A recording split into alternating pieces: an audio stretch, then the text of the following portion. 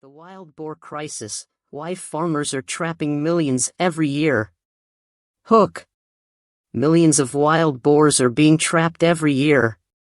But why?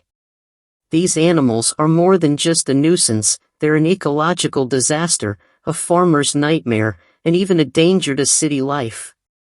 With their population skyrocketing, wild boars are invading urban areas, causing destruction, attacking people, and leaving chaos in their wake. Main content. In recent years, wild boar numbers have exploded, leading to alarming encounters in cities. Imagine this: a wild boar rampages through a supermarket, knocking over shelves, destroying food and drinks, and injuring people. That's exactly what happened in one case, costing the store over $1,300 in damages. And this isn't a one-time incident. Reports of boars attacking pets, damaging property, and even injuring people are becoming more common. For farmers, the problem is even worse. Wild boars devastate crops, destroy fences, and cause billions of dollars in agricultural losses worldwide. Their ability to reproduce rapidly makes controlling their population an urgent challenge. The solution: trapping wild boars. To combat this growing crisis, farmers and authorities rely on an effective solution: trapping. Specialized wild boar traps are designed to capture these animals safely and efficiently before they wreak havoc. The market offers hundreds of trap types, from large circular enclosures to reinforced mesh systems. However, trapping isn't a free-for-all. Obtaining a wild boar trapping license requires strict compliance with regulations. While these licenses don't limit the number of boars caught per trip, they do enforce strict trap standards. Circular traps must be large enough to prevent escape, and the mesh size cannot exceed 6 inches to stop boars from squeezing through. These strict guidelines ensure that trapping remains both effective and humane, helping to control boar populations while minimizing unnecessary suffering. Why this matters? Unchecked, wild boars pose a severe threat to agriculture, the environment, and even city life. Without active control measures, their numbers will continue to rise, bringing more destruction and danger. Trapping is one of the most reliable solutions to this escalating crisis. Outro.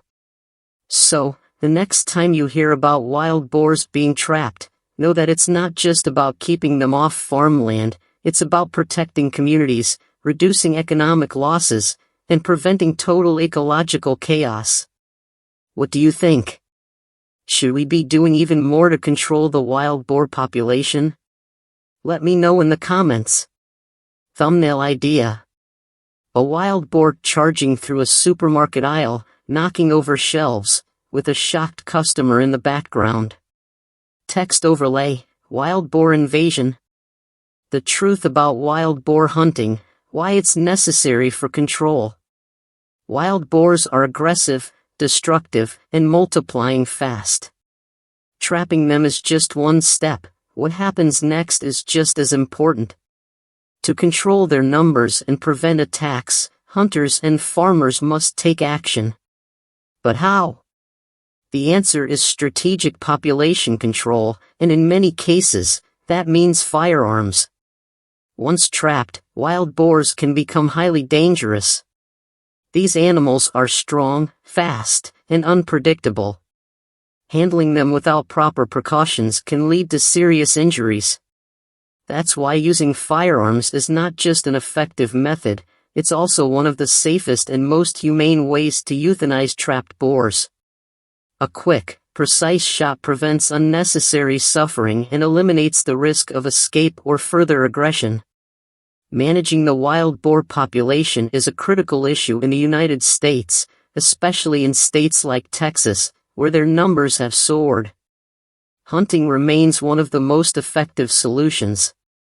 There are two primary methods used.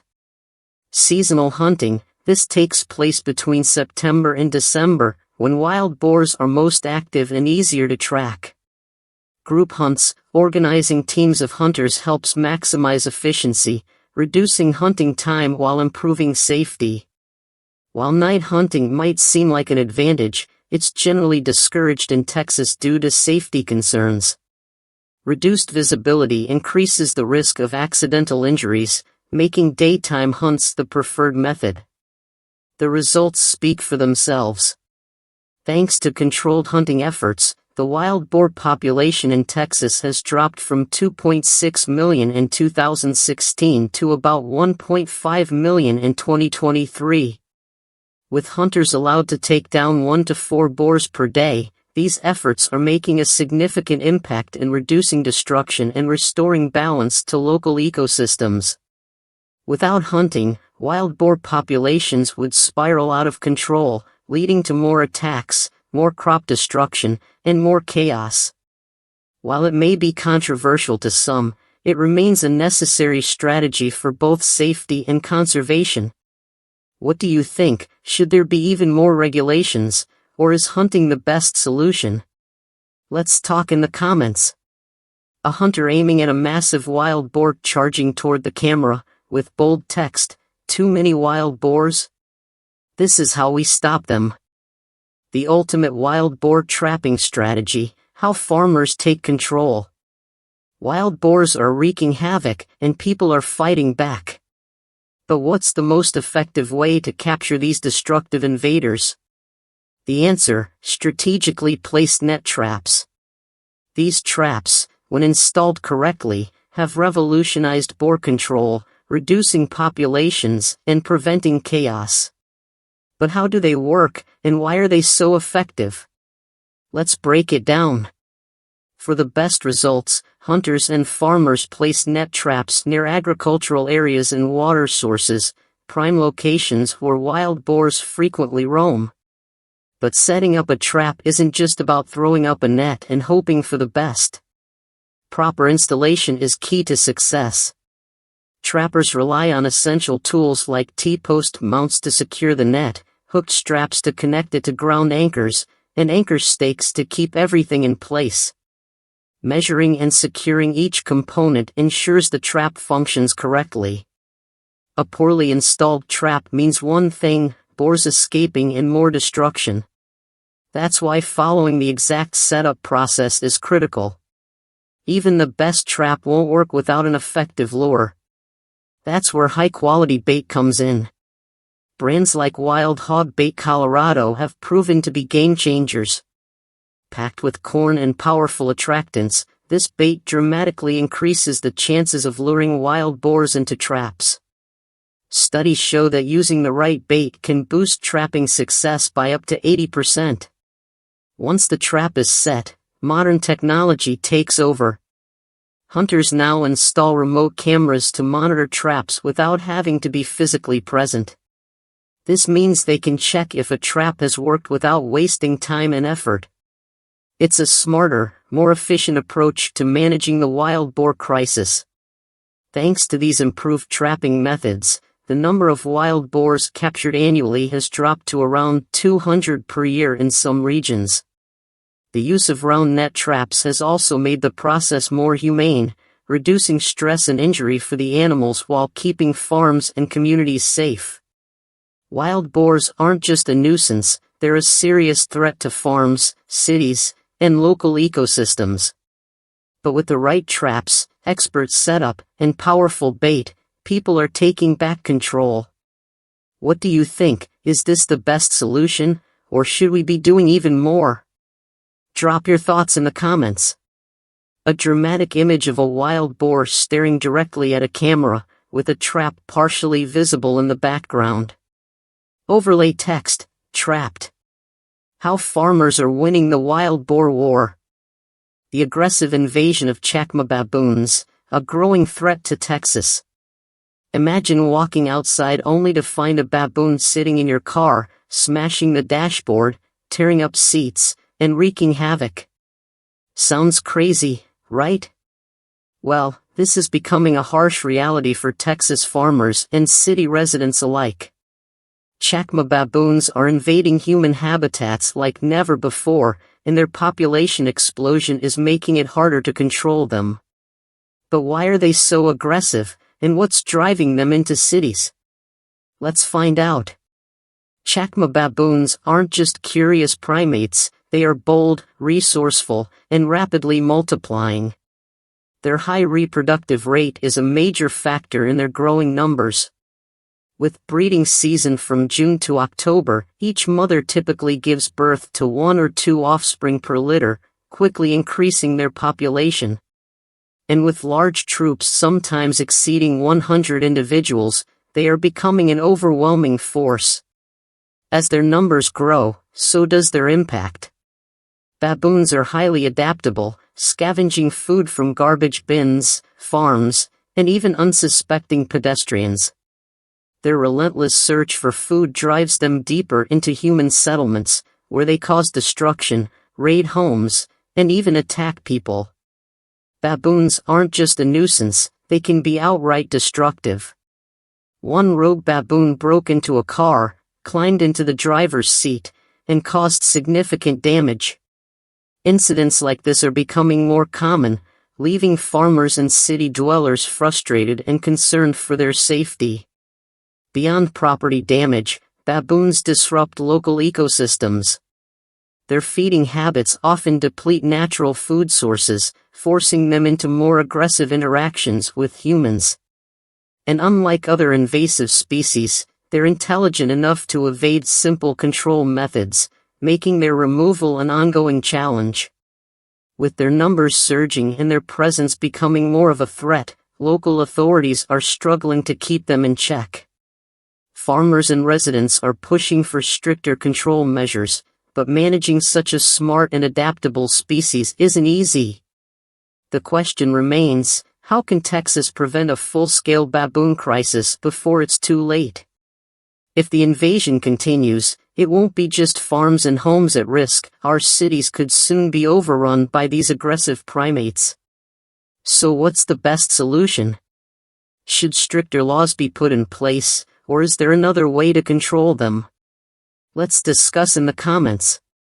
A wild-eyed baboon sitting inside a car, gripping the steering wheel, with broken glass and torn seats around it. Bold text, baboons are taking over Texas. Texas versus Chakma baboons, the battle to stop their invasion. Texas is fighting back. The Chakma baboon invasion has become too big to ignore, with these aggressive primates invading homes, destroying property, and even attacking people. But how do you control an animal that's smart, strong, and fearless? The government has stepped in, implementing measures to protect local residents. But will it be enough? To combat the rising baboon crisis, Texas authorities are turning to strategic hunting methods. Unlike wild boars, which rely heavily on instinct, Chakma baboons are highly intelligent, making them much harder to track and capture. Traditional traps won't work, these animals quickly adapt and learn to avoid them. Hunters now combine advanced tracking techniques with carefully prepared bait to lure them in. This method has proven successful, but baboon hunting is not for the inexperienced. These primates are not only fast and unpredictable, but they can also turn aggressive when cornered. That's why hunting them requires extreme caution, specialized equipment, and teamwork. Unlike other invasive species, Chakma baboons can analyze threats, strategize, and even retaliate. This means anyone attempting to hunt them must. Heavy checkmark. Use the right equipment, only experienced hunters should engage with these animals. Proper gear is essential.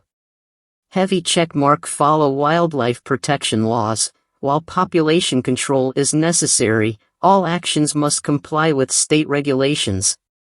Heavy checkmark. Hunt in groups, never go alone. Group hunting improves safety, ensures support, and increases the chances of success.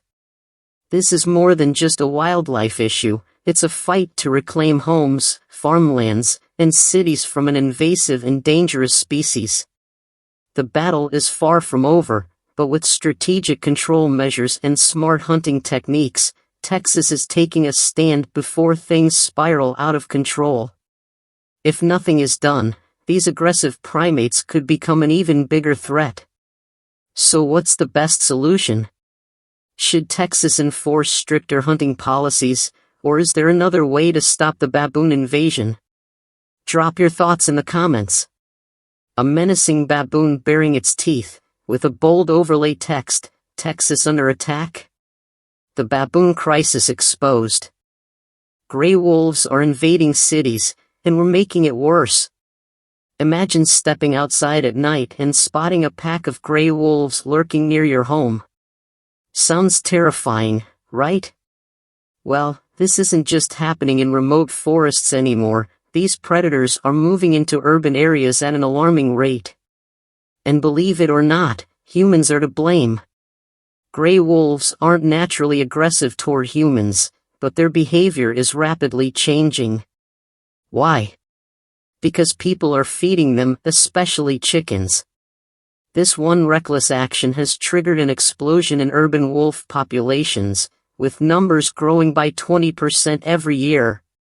When wolves associate humans with food, they lose their fear and start venturing into highly populated areas, putting people, pets, and local ecosystems at serious risk. Once this habit forms, wolves don't just stop at scavenging, they start hunting. If you continue feeding them, it's only a matter of time before an attack happens. If you own a dog, listen up, your pet is a prime target. North America is already seeing a surge in wolf attacks on domestic animals, especially at night when people are asleep. In 2023 alone, there were over 1,000 reported cases of wolves attacking pet dogs across North America. Wolves typically hunt in packs of 5 to 7, making them extremely dangerous when searching for prey. Their natural instincts drive them to see dogs as competitors, or worse, food. To protect your pets, make sure they are secured in enclosures after dark and never left unattended at night. If you want to keep your community safe, stop feeding the wolves. This may seem harmless, but it only encourages more wolves to enter cities, increasing the likelihood of attacks. To prevent them from approaching your home, follow these steps. Heavy checkmark secure trash bins. Wolves are drawn to food scraps and waste. Heavy checkmark avoid leaving pet food outside. This attracts not just wolves but other dangerous wildlife. Heavy checkmark install motion-activated lights. Bright, unexpected lights can scare them away. Heavy checkmark report sightings immediately. If you see wolves near urban areas, inform local wildlife authorities. This isn't just a wildlife issue, it's a growing crisis. If we don't act now, wolf encounters will only become more dangerous. So, what do you think? Should there be stricter laws against feeding wild predators? Let's talk in the comments. A gray wolf with glowing eyes staring into a suburban backyard at night, with bold text, "Wolves are coming, and it's our fault." The true cost of wolves, billions lost and a growing threat. Wolves are fast, fierce, and rapidly spreading, but did you know their impact on North America is costing billions of dollars every year? These predators are reshaping ecosystems, preying on wildlife, and even invading human territory. But while they pose a threat, they also play a crucial role in controlling other invasive species. So, is their presence more harmful or necessary? Let's dive in. Wolves are among the fastest land predators, reaching speeds of up to 56 miles per hour. This allows them to efficiently hunt prey like wild rabbits, which, without predators, can quickly overrun an ecosystem. By keeping rabbit populations in check, wolves help maintain balance in the food chain, but their growing numbers are becoming an even bigger problem. With wolf populations increasing and spreading into urban areas, the economic toll is staggering. Their impact is estimated to cost North America billions of dollars annually, from livestock losses to damage in suburban communities. This has led to an urgent need for more effective management strategies. To control their numbers, many hunters meticulously prepare for each expedition. But hunting wolves isn't easy. These animals are highly intelligent, incredibly fast, and expert survivalists. Hunters must heavy checkmark use the right gear. High-powered scopes, camouflage, and tracking equipment are essential. Heavy checkmark navigate dangerous terrain. Snow-covered landscapes pose serious risks, requiring expert-level survival skills. Heavy checkmark hunt in teams. Wolves are pack animals, meaning going alone is not an option. Even the most experienced hunters must adapt their strategies to successfully track and take down these apex predators. The debate over wolf management is growing more intense. Some argue they are a necessary part of the ecosystem, while others see them as a direct threat to livelihoods and safety. But one thing is clear, without proper control measures, their impact will only worsen. What do you think? Are wolves a problem that needs to be controlled, or a vital part of nature that we should protect? Drop your thoughts in the comments. A snarling wolf running at high speed through the snow, with a dramatic overlay, billions lost. Can we stop the wolf invasion? Outspeeding wolves, the extreme hunt to control their rise.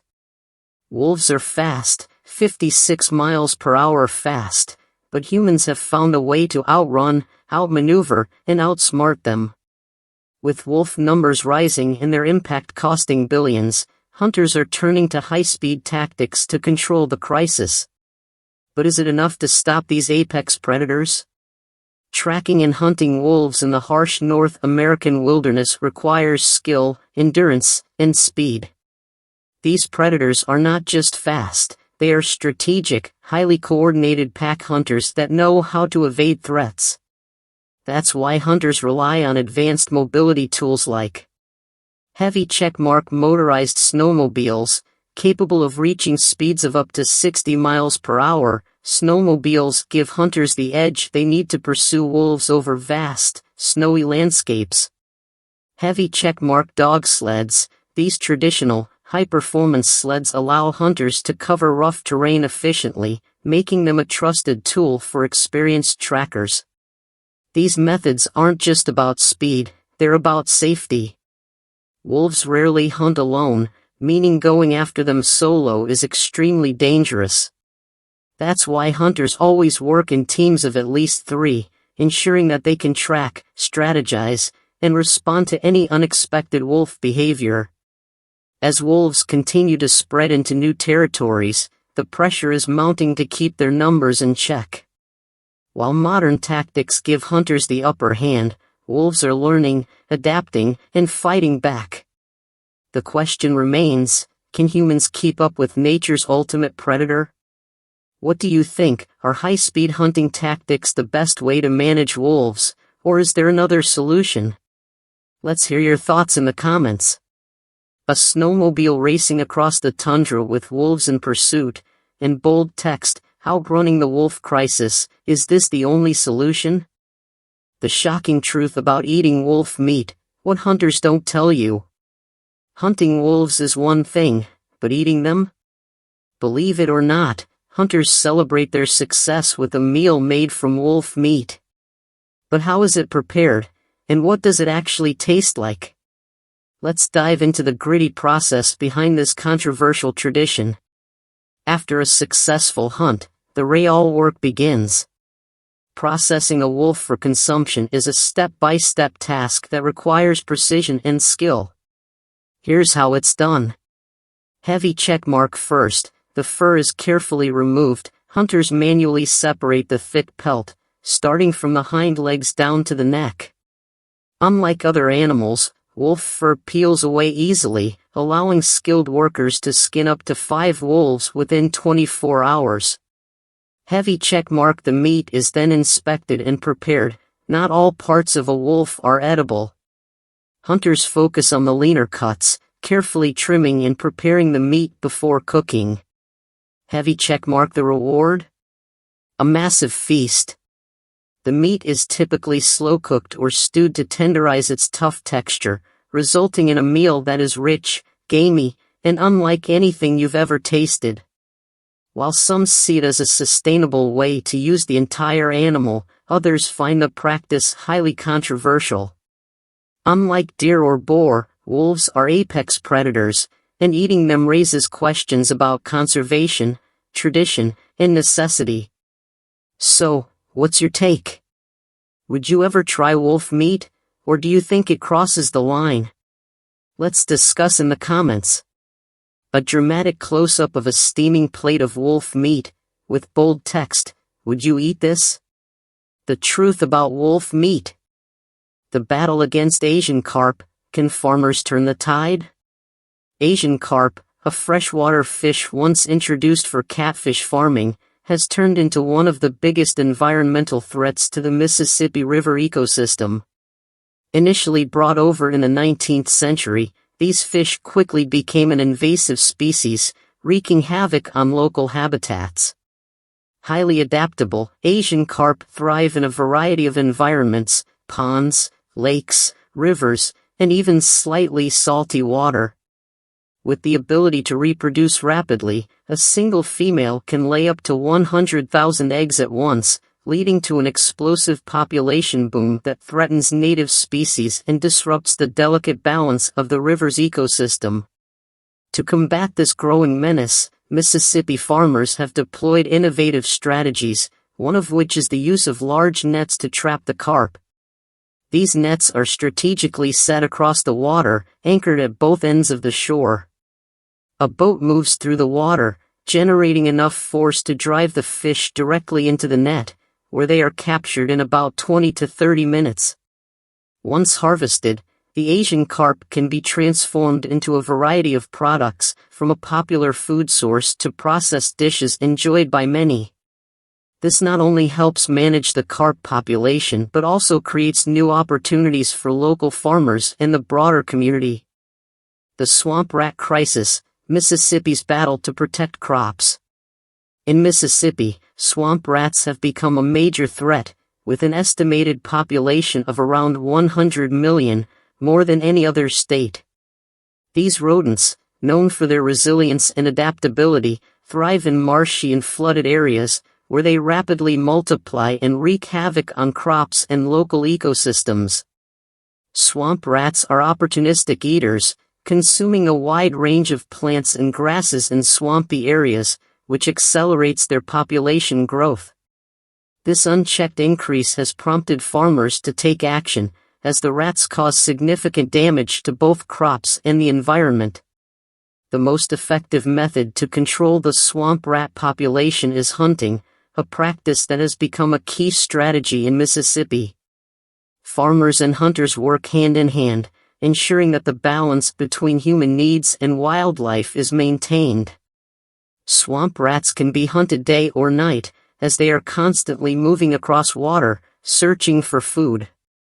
During the day, farmers use boats to patrol the marshy shores, looking for signs of rat activity. Upon spotting these traces, they quickly spring into action, using specialized hunting tools to manage the population. This teamwork between farmers and hunters is essential to keeping the swamp rat issue under control and protecting the land they work so hard to maintain. Mastering swamp rat hunting, Mississippi's key to crop protection. Hunting skills are absolutely essential when it comes to managing Mississippi's swamp rat population. These rodents move swiftly across the water, making it challenging to stay still and aim accurately. It requires practice, patience, and precision to succeed in a swamp rat hunt. Before embarking on such a journey, hunters must hone their skills to ensure a successful catch. On average, a skilled Mississippi farmer can harvest 10 to 20 swamp rats per day, helping control their population while also benefiting from the distinctive flavor and nutritional benefits of the meat. Swamp rat meat has become a popular source of food in the region, prized for its unique taste and health advantages. The solutions currently in place, including hunting, have been highly effective in curbing the growth of invasive swamp rat populations. But what about other solutions? Do you believe there are better ways to tackle the problem? We'd love to hear your opinions and ideas. Share your thoughts in the comments below. If you found this video helpful, don't forget to like, share, and subscribe to our channel to stay updated on future videos. And remember, sharing this with your friends helps spread the word and encourages more people to join the conversation.